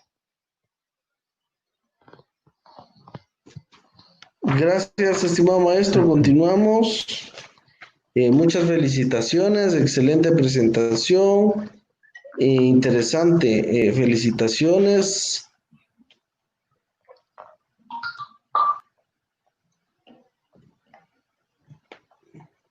Dice Eliana Maribel Gramajo Noriega, no sé si le vamos a poder entender la pregunta, estimado maestro, pero si no, tal vez lo amplía. Dice, cuando habla de eliminar, ¿me podría ampliar?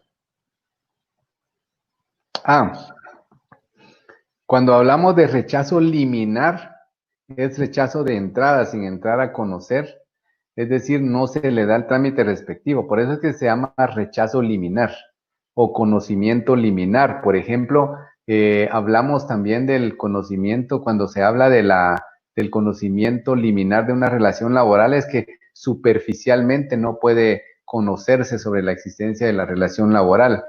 Por eso es que dice ahí la sentencia de la Corte de Constitucionalidad que la cuestión de la relación laboral no puede ser una cuestión liminar, no puede ser una cuestión que se conozca así como que muy superficialmente. Tiene que ser una cuestión de fondo, no puede ser así de entrada, ¿verdad?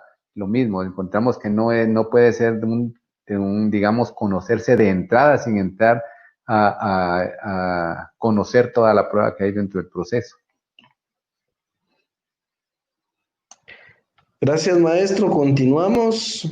Excelente exposición, excelente. Dice Mirna Domía Chacón. ¿Procederá el incidente post-mortem en el sector público? Sí, por supuesto. Por eso hablábamos de los trabajadores contratados en el 029. O sea, esto es de aplicación general. Gracias, estimado maestro. Continuamos.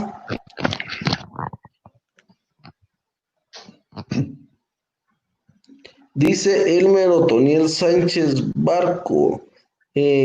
Todos los casos que estaban pendientes de audiencia con esto de la pandemia, ¿será que se irán a reanudar, Lick? Que es como una consulta o pregunta que le hace ahí Bueno, el colega. sí, una vez se rehabiliten los plazos. Nosotros estamos viendo la posibilidad de las audiencias virtuales, pero como este es un tema muy delicado muchas veces porque puede ser que una de las partes quiera y como por el momento, como no hay una legislación muy específica, tienen que ser ambas partes las que estén de acuerdo y pues el organismo judicial, hasta donde sé y nos han informado, es que ya han habido capacitaciones, es en el sentido que se está trabajando las audiencias virtuales, así como ya se aperturaron para materia penal, pero de igual manera en materia penal tiene que existir voluntariedad de las partes.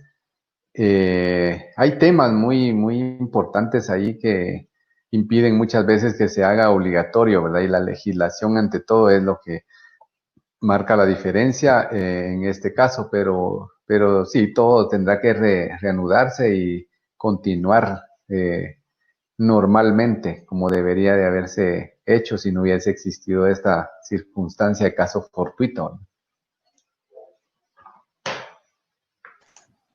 Gracias, estimado maestro. Dice Diana Michelle García García.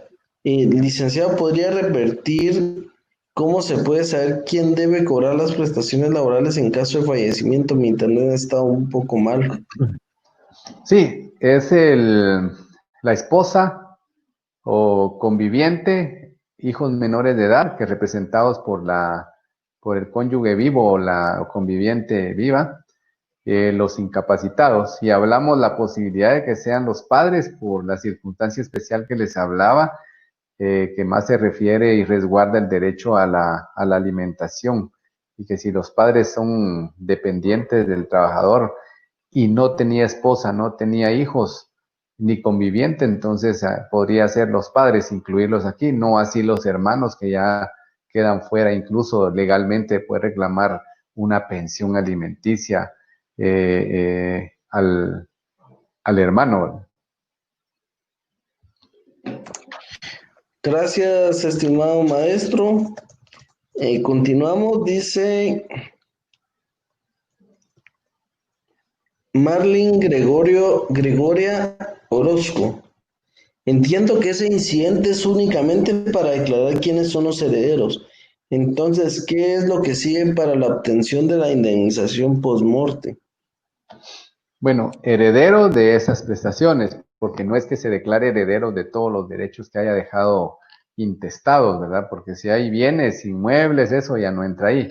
Hablamos únicamente de indemnización y otras prestaciones laborales.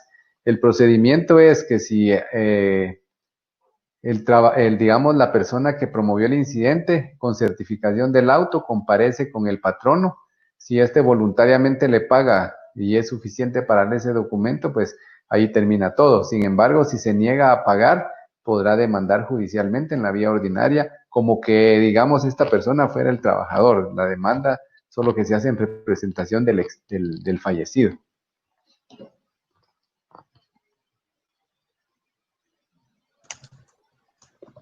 Gracias, estimado maestro. Continuamos. Dice Catarina Olegaria Hernández, ¿cómo impugnar la resolución de un juez que resuelva la reinstalación de un médico que funge como director de un hospital si solicitó su reinstalación 2 años después de su despido, además de haber iniciado en la vía ordinaria la demanda de reinstalación también al mismo tiempo? Sí, lo que sucede es de que, por ejemplo, en el caso de del planteamiento de una reinstalación como una diligencia o una cuestión incidental dentro de un juicio colectivo de carácter económico-social, ahí se decreta la reinstalación y el derecho de defensa o argumentar en contra, por ejemplo, de la prescripción de ese derecho se hace al apelar. Al plantear la apelación se hacen los argumentos, se puede indicar que prescribió y la sala pues ya va a conocer. De hecho, existen reinstalaciones que se han caído precisamente porque el trabajador las ha planteado fuera de tiempo, pero al juzgado no le queda más dentro de un juicio colectivo que decretar la reinstalación, porque la misma Corte de Constitucionalidad ha dicho que el derecho de defensa lo ejerce el patrono cuando apela y será la sala quien conozca cualquier circunstancia que se esté haciendo valer en contra de la reinstalación. De hecho, también dentro de los juicios ordinarios, pues será dentro del juicio ordinario donde se pueda plantear la excepción de prescripción, ¿verdad? Porque si hay un incidente y hay un juicio ordinario, obviamente no podrán acumularse porque son dos vías diferentes, ¿verdad? Pero en alguna manera habría que, si dentro del incidente ya está el auto, ya fueron notificados, la apelación es el camino legal a seguir.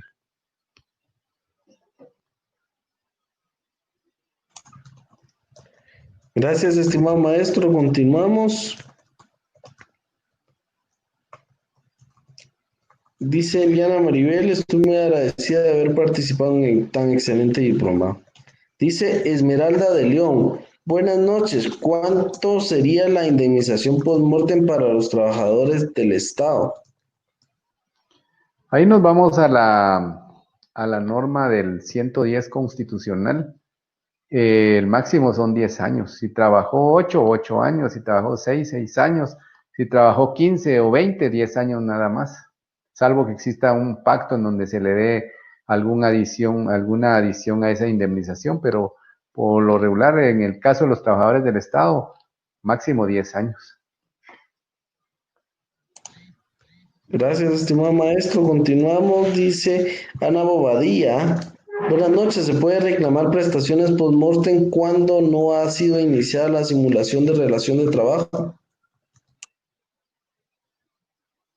Sí, o sea, el incidente puede iniciarse. Si no hay juicio planteado, se inicia, como le indicaba anteriormente a la otra compañera que preguntó, y ya con el auto, pues ya puede hacer la reclamación en la vía ordinaria ante el juez competente.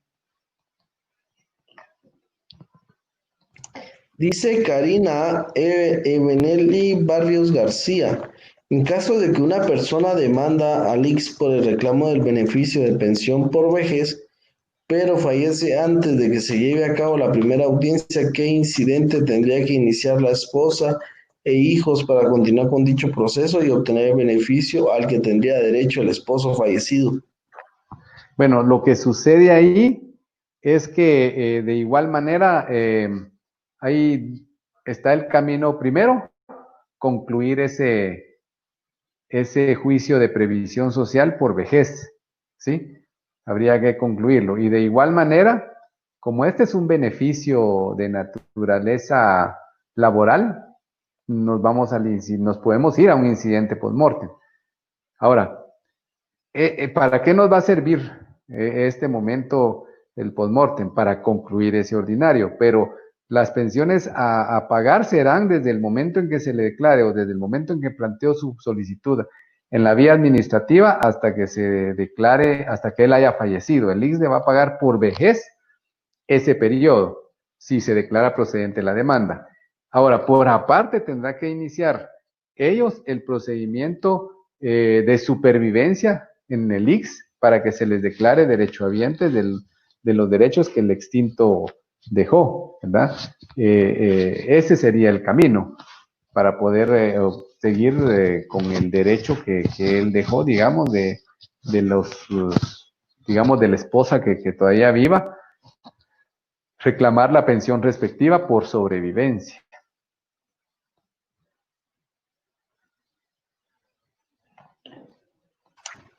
Gracias, estimado maestro. Continuamos. ¿Cómo se puede proceder por falta de pago de la bonificación anual? Extraoficialmente solo se ha dicho que se hará efectivo, tripartitamente en los próximos meses, sin nada escrito ni oficial. Estela Choi. Bueno, acá existen dos posibilidades. Una es si todavía está vigente la relación laboral, pues podría ser que si no se la pagan, pues no se la pagan y continúa laborando. Y reclamarla cuando exista la conclusión de la relación laboral como una prestación no pagada.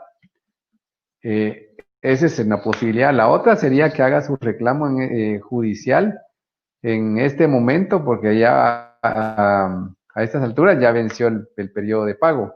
Es hasta el 15 de julio el máximo. Podría hacer esa reclamación, pero el riesgo que se corre es que por decisión patronal pueda despedirla. Entonces, la recomendación es hacerlo hasta que se concluya la relación laboral como una prestación que no se pagó en su oportunidad, ¿verdad? Dentro de un periodo. Gracias, estimado maestro. Dice Mónica Montenegro, en el caso de que exista una sentencia firme de pago de prestaciones y el patrono muere, ¿qué puede hacer el trabajador para recuperar el dinero de su liquidación?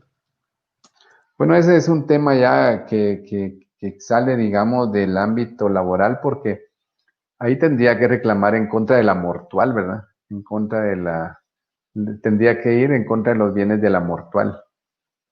Esperar la designación de un representante de la mortual para poder continuar el reclamo en contra de él o pedir el embargo de bienes que sean parte de la mortual para ejecutar.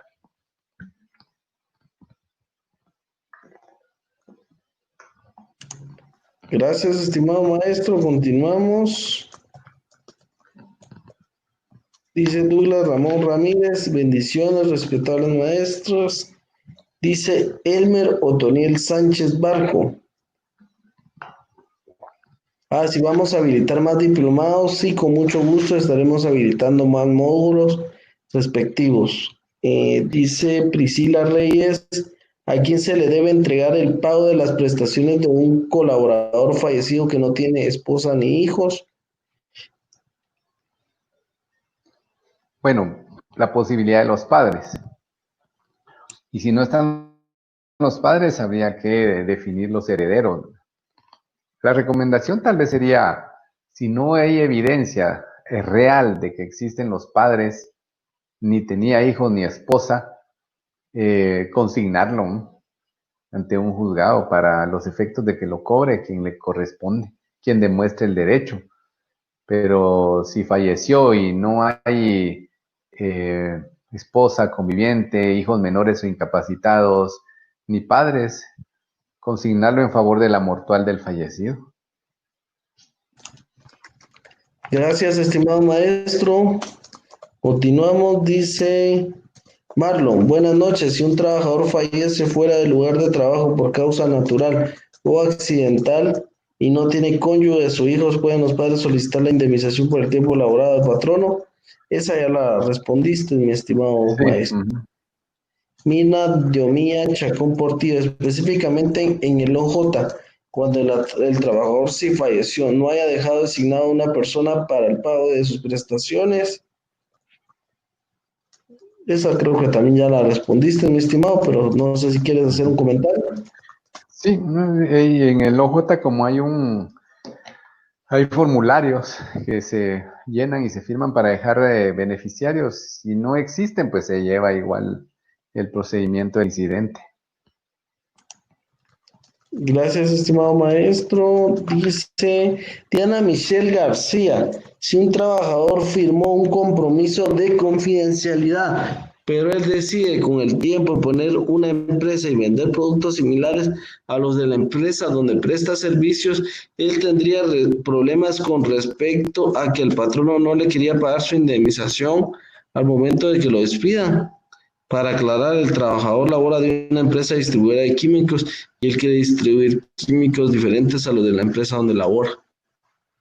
Bueno, es que ahí son dos temas muy diferentes, porque la indemnización es producto de un despido injustificado Y la cuestión de confidencialidad es un tema muy diferente porque ahí podría dar lugar digamos, si él inicia a vender todavía vigente la relación laboral, podría dar lugar a un despido justificado, obviamente cumpliendo el procedimiento administrativo disciplinario. Y otro aspecto podría ser la vía penal, porque recordemos que hay tipos penales que podrían encuadrar dentro de esa circunstancia. Gracias, estimado maestro. Dice Ingrid Maritza Natareno, si existe una demanda entablada por varios actores, uno de ellos fallece, el incidente se promueve en el estado en que se quedó el proceso y tiene efectos suspensivos para todas las partes. Sí, ese es uno de los riesgos de promover una demanda colectiva. Si fallece uno, el proceso tiene que suspenderse en ese momento porque no puede continuar para todos los demás y para uno quedar pendiente. Entonces, ese es uno de los riesgos de promover las demandas colectivas. Excelente, mi estimado maestro. Dice Lisbeth Gabriela Mejía de Paz. ¿Cuál es la base legal en que los padres pueden solicitar una pensión alimenticia a los hijos? Bueno, es que por eso les hacía yo la argumentación. Primero hay que considerar que las prestaciones laborales tienen carácter de alimentos. Se asemeja o se asemeja a una cuestión de alimentos. Dentro de la normativa civil referente o atinente al derecho de familia, se ha establecido que quienes pueden pedir pensión a un hijo son los padres, ¿verdad? A una persona, perdón, puede ser la esposa, puede ser los hijos o pueden ser los padres. Entonces, bajo esa circunstancia y bajo el hecho de que si ellos son dependientes de ese trabajador, él les proveía, entonces, bajo esas circunstancias y la tutelaridad incluso que podría aplicarse en este caso, devendría procedente poder promover por ellos el incidente, pero es precisamente por ese derecho de alimentos de que gozan ellos, por esa calidad de alimentos que tienen las prestaciones laborales y por la tutelaridad respectiva.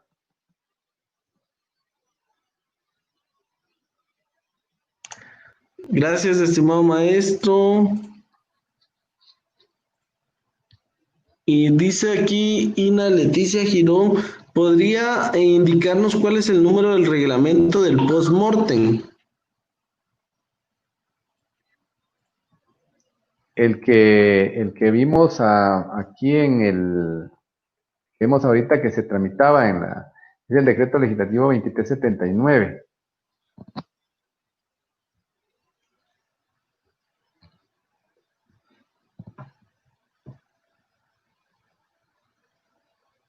Incluso si vemos es posterior al nacimiento del Código de Trabajo.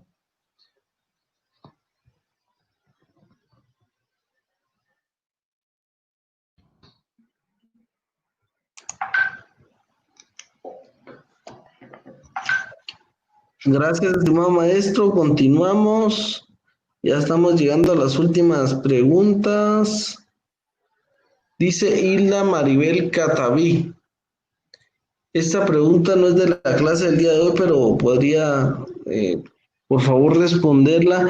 ¿Es legal que mejor quiera el director que gocen los que trabajan en una institución del Estado un periodo vacacional a quienes están gozando del derecho de consideración laboral por ser mayor de 60 años o con patología descompensada de alguna enfermedad comprobada con la idea de que no sigan acumulando, ya que desde hace 4 meses están suspendidas por circular ministerial el estado de calamidad? Bueno, recordemos aquellas consideraciones de la OIT en relación a esta circunstancia. Y recordemos también la naturaleza de las vacaciones. Las vacaciones deben de llenar ciertos requisitos, tales como que el trabajador sea el que la solicite, que ya se haya cumplido el efectivo tiempo, como mínimo 180 días laborados, y en la naturaleza de las mismas es para que el trabajador pueda disfrutarlas de alguna manera en un solaz esparcimiento. pero si se hace por imposición patronal, ahí ya sería como que transgredir la normativa en relación a la naturaleza propia de las vacaciones, porque incluso ahí estaríamos hablando de que el mismo Estado violenta los derechos de los trabajadores cuando ha sido signatario de instrumentos internacionales. Entonces, sí considero que en este momento no podría obligársele, salvo que ya haya cumplido con el tiempo y que pues él la solicite, pero de lo contrario tendrían que sujetarse a las normas especiales dictadas en este momento. Gracias, estimado maestro. Presente, dicen varios compañeros. Y como comentario dice Diana Michelle García. Para niñez también ya están las audiencias virtuales. Hemos llegado a la conclusión de las preguntas, estimado maestro. Ya no hay más dentro del chat. Entonces, hemos Muy finalizado ya bien, con esta temática. Te dejo ahí en el uso de la palabra para que te puedas despedir ahí de tu público. muy bien. Gracias a todos por su presencia y a todas. Pues nos seguimos viendo por esta vía, esperando que de alguna manera se contribuya en algo a lo que estamos tratando de por esta vía de aprender. El objetivo es que efectivamente pueda positivizarse el derecho laboral de la mejor manera, no se utilice o no se malutilice y también podamos tener un sustento suficiente para poder estar de cualquiera de los lados, ya sea de un lado resolviendo, de otro lado defendiendo, de otro lado asesorando a la parte actora. Lo importante es que tengamos bien claro los institutos del derecho laboral y podamos efectuar una buena asesoría, independientemente del lado donde nos encontremos o resolviendo de la mejor manera. El derecho laboral es muy amplio, hay cuestiones que las hemos tocado así a grosso modo, pero vamos a continuar y pues espero en la próxima sesión dar continuidad a ello. Que tengan muy buenas noches. Buenas noches, estimado licenciado.